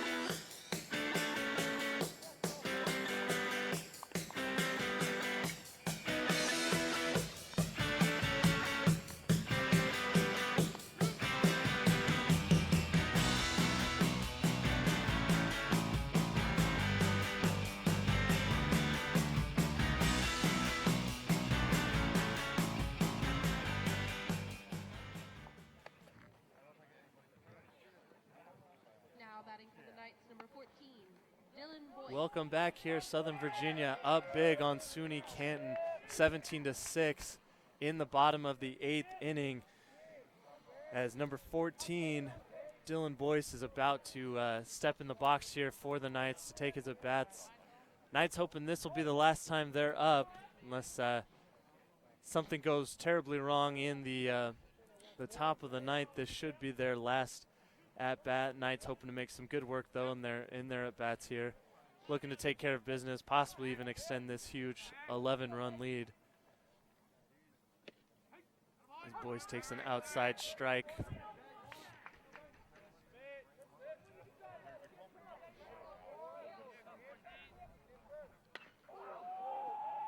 Ball fouled off to the left side. The Knights have made quick work of SUNY-Canton these last few innings. They've added to their lead, but defensively has been the story. Been Pretty clean pitching by Seth Burris, and then Michael Sterling last inning. That pitch is low. Count will be 1-2. From both sides of the game, I would expect Coach Mann feeling pretty confident and pretty pleased with his team after settling down. That 4th inning, they gave up another 3-run inning, and since then it's been smooth sailing for the Knights. As that ball is blooped into center field, no man's land. As Boyce trips on his way to third, but will be safe. Nice piece of hitting there. Looked like a little jam shot, got in on his hands a little bit, but good work to keep it inside and get it into center field. So 1 man on, no out here in the bottom of the 8th. Knights again with a 17-6 lead. Looking to add to that here. Number 11, Kobe Hill, steps into the box as he shoots a ball deep to left center. Left fielder can't get to it. Boyce had to hold up, waiting to see if it would be caught, so not gonna score, but nice double there by Kobe Hill on the first pitch. Drives it almost to the fence, just out of the reach of the left fielder for SUNY-Canton. Kobe Hill doing it on both ends, made a nice catch out here in right field in the other half of the inning. Made easy work of it as the Knights look in position to extend their lead here. Nobody out, 2 men on. Okay, thanks. That pitch is taken high for ball 1.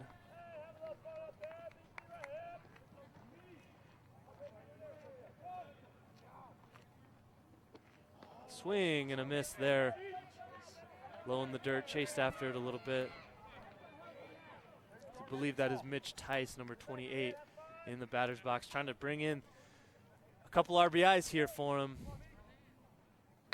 Ball ripped, but foul down the left field line.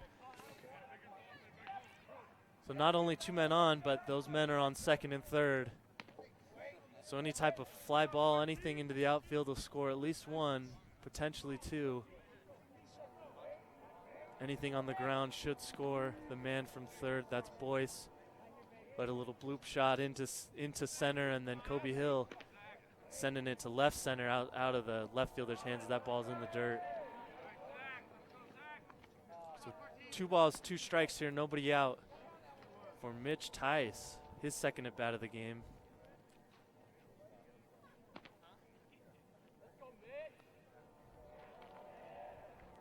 Another swing and a miss. So Mitch Tice sent down on strikes.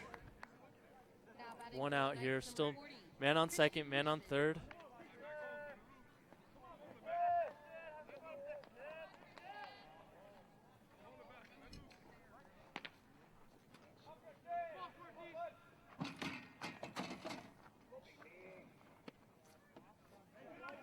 Looked like a curveball from here, just inside for ball 1.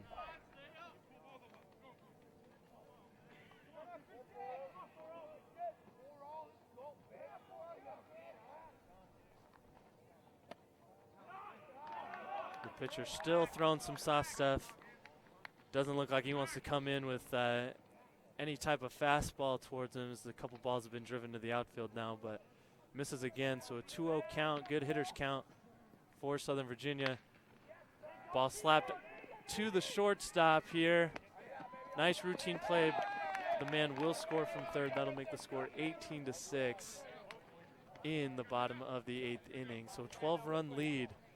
Knights having their way with SUNY-Canton in this game. Of course, last night they were down big, able to come back on the big 5-run ninth, which finished with a Cole Critchfield walk-off home run, 3-run home run. We're going to see number 29, Taylor Peterson, pinch hit here. And gets beamed on the first play, as Peterson is certainly hearing it from his own teammates, as he got pegged there in the back. I'm sure nothing intentional by the SUNY-Canton pitcher. So 2 outs. 2 on, man on first and third. Number 18, Kyle Hussein, is in right now.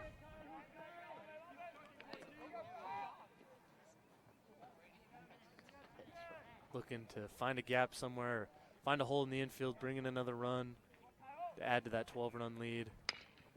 as he strokes it to third base. Long throw here, but is just going to beat the runner. Kyle almost made it there, but nice play by the SUNY-Canton third baseman. So that will do it for the 8th inning. The Knights add one more. Your score going into the 9th. Southern Virginia 18, SUNY-Canton 6.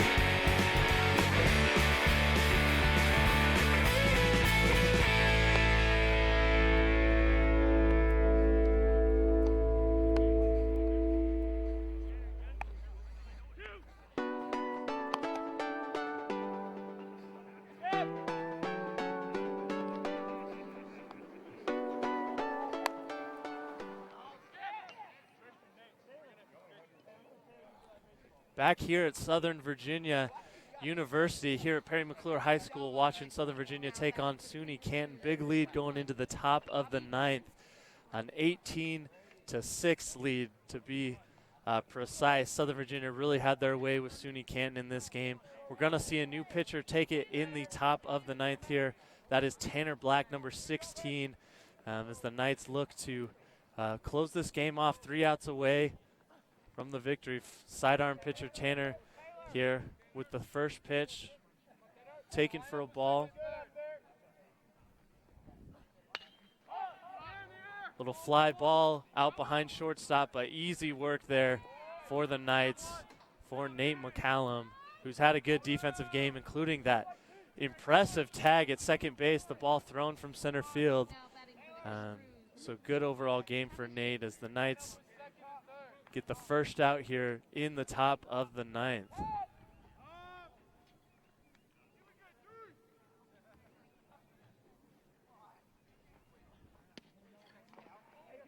Pitch taken low and outside for ball 1.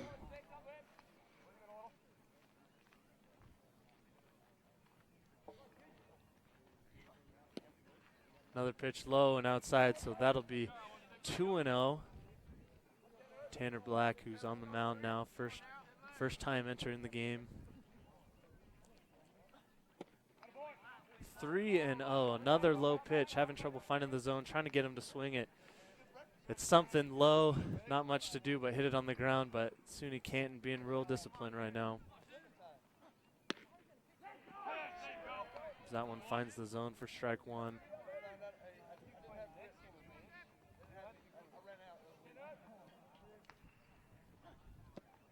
And that one will skip in front of the plate, so ball 4, man on first now with 1 out here in the top of the 9th.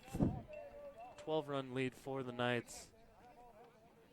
Another defensive change we see is Taylor Peterson now playing out in right field. We saw him in his pinch hit get beamed on the first pitch.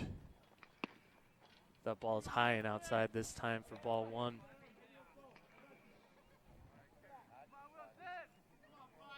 Also playing second base now is number 40, Christian Leishman, out of Logan, Utah. Swing and a miss, and the ball thrown down to first, but no tag here. The count is 1-1 with 1 out and 1 on here in the top of the 9th.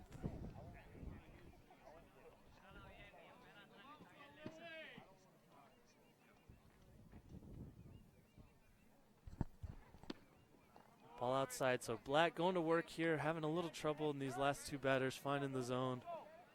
Doesn't want to give them anything too inside or in their wheelhouse to make this into a big inning, but still needs to find the zone here, so he's working 2-1 with 1 out. Ball struck well into the gap out in right field. Hits the 350 sign as Taylor Peterson corrals it, throws it in. Ball mishandled there. So 1 run will score. The man from first will score all the way on that ball that was hit out to the 350 sign. It's the stand-up triple for SUNY-Canton. Still a lot of work to do for SUNY. Of course, it's still an 11-run lead now for the Knights. The score is 18-7, but Tanner Black trying to find the zone, trying to make the most of this outing here. 2 outs away from the victory for his team.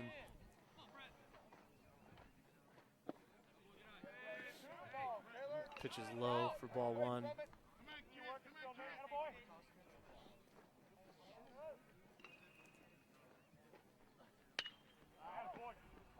That ball fouled out of play behind the right, the first baseline dugout. So the 1-1 pitch. Swing and grounded. First baseman Mitch Tice gets it over to Tanner Black. Gonna call him out, got there just in time. So another run will score for SUNY-Canton, but it might be too little too late. There's 2 outs in the top of the 9th now. The score should say out there be 18-8. A 10-run lead for the Knights. It was a good athletic play by Tanner Black, making the pitch and hustling over to first to get the tag on. And good play by Mitch Tice to squeeze over as the first baseman to make that play. That pitch is low for ball 1.